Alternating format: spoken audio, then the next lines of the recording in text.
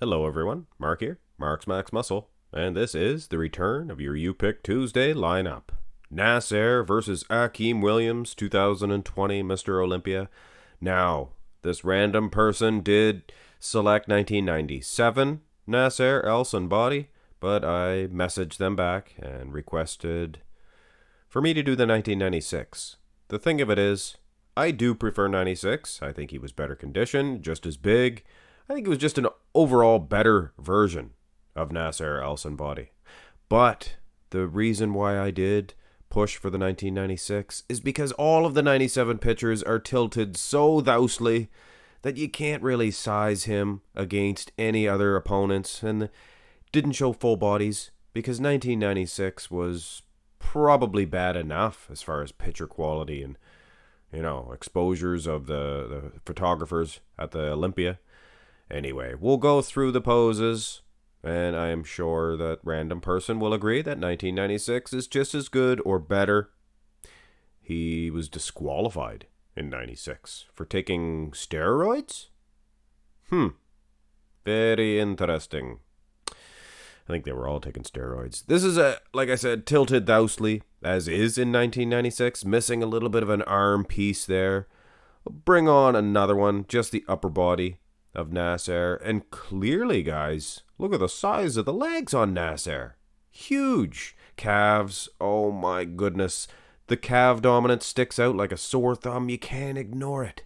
I like the display, the arms maybe even better for Akim Williams, but I think just the physique itself of Nasser might be better. Go to the front lat spread. And these are two big Clydesdales. I believe Nasser slightly taller, and he stands straighter, so I could even made Akim shorter in this one, but I didn't want to ruffle any of your guys' feathers. You size Nazis. Hey, bending at the knees, all those things takes away from your size. Look at the saddle on Nasser, the wheels on this man. Looks like Mountie bumps, except with calves included, and that's a big difference. Very different are these guys. Both tremendous lat spreads. I find Nasser a little more aesthetically pleasing as far as the clavicle, chest, things of that nature, even the abs showing. Nasser's dominant, guys. Well, the front double was close, but go to the side. And I did make Akim even shorter here. He's bending slightly at the knees, even though you can't see it. You can't see it. Look at the muscle separation for Akim. You have to admit. Wheel for wheel, he was losing in the front shots, but here to the side, Akim probably winning. Now the upper body is a different story. This colossus, this Nasser El Sonbaty, not only so very huge, but just so hard and grainy as well. Look at the pec, the far pec even, of Nasser, just full of ripped fibers and striated muscle. This man was a true beast, a true colossus. To make Akim Williams look underwhelming in the side chest, I mean, come on. Go to the side tricep, and the exact same thing here. Now you can see the far leg of Nasser holding it straight. Akim bending slightly.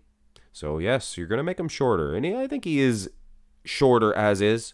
Maybe 5'10", Nasser to Nasser's 5'11". Nasser wasn't just big. He wasn't just hard, grainy, like I said, conditioned. But he was also very aesthetic when you put him up against, in particular, a modern-day competitor.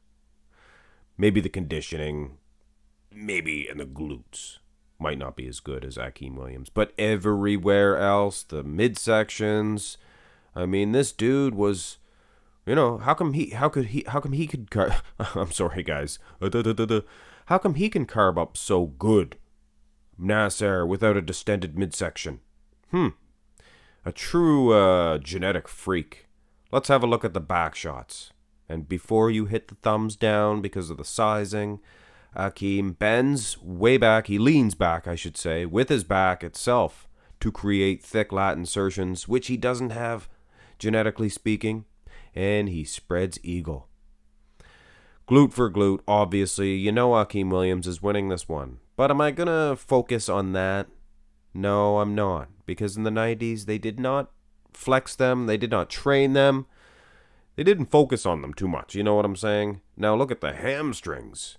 Nasser, I think he's doing more than his share of battle in this back shot. Go to the rear double. And yes, of course, I'm going to be lenient on the glutes again. Nasser, he had a soggy donk. If this was on today's stage, they would tell him to fix that up. But clearly you can see the hamstring separation. The guy is in condition. Lower back, things of that nature. The guy is probably tight as a drum. Tighter than Akim Williams, I should say. Just a very overwhelming, dominant shot, I think, as far as the stance, the V-taper.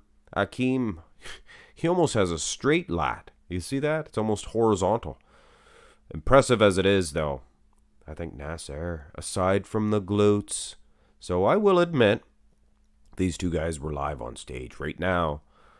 The judges would be confused, but they probably would give it to Akim based on the glutes. But I don't judge like that. Not when we're using pictures from 96. Here's the abs and thigh. Not when we're using pictures. Now, this is a different album for Nasser El Sonbaty. It was the pre-show, I think. And he was a whole lot leaner. Size-wise, he looked like he was 10 pounds lighter. And he must have really carved up for the next day. Even his quads looked a little smaller here, a little thinner. Of course, I think that is the way he is holding it. He shouldn't have did it like this. He was just copying off Dorian Yates, I believe. Wanted to hit every shot like him.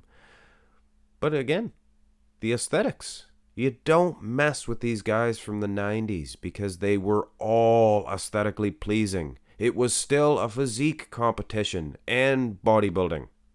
And there's just no physique left in it. And this is the most muscular. We're going to finish it off with this one. And again, yes, I made Akim a little shorter. Bending at the knees, spreading eagle slightly. Very impressive as far as the width is concerned. And Nasser, obviously, he's wide as a barn door, a la Terminator. He's huge. Massive. Little bit more separated, I would have to say as well. Ladies and gentlemen, these two colossuses, they did battle, and this is your winner, Nasser El Sonbaty. I sure would like to see him around nowadays. I'm sure he would fix the glute issue. He wouldn't have a soggy donk. He'd have his glutes just as striated as his hamstrings, which was very impressive, guys, you have to admit. Nasser, 1996, my favorite version of this man for sure. Hit thumbs up on the video if you did enjoy it, and subscribe to the channel. If you've not already, get your request in as well, guys. Have a great day.